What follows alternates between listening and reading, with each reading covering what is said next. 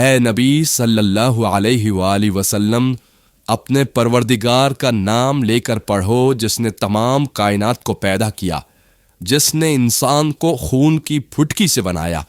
پڑھو اور تمہارا پروردگار بڑا کریم ہے، جس نے قلم کے ذریعے سے علم سکھایا اور انسان کو وہ باتیں سکھائیں جن کا اس کو علم نہ تھا، مگر انسان سرکش ہو جاتا ہے اس بنا پر کہ وہ اپنے آپ کو بے نیاز سمجھتا ہے۔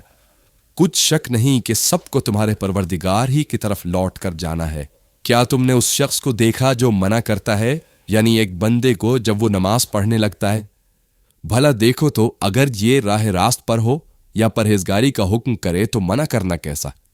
تو اس کا انجام کیا ہوگا؟ ذرا دیکھو تو اگر اس نے دین حق کو جھٹلایا اور اس سے منہ موڑا، کیا اس کو معلوم نہیں کہ اللہ دیکھ رہا ہے؟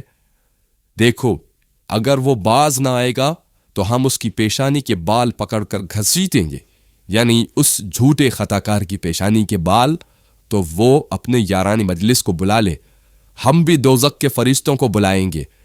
دیکھو اس کا کہاں نہ ماننا اور سجدہ کرنا اور اللہ کا قرب حاصل کرتے رہنا۔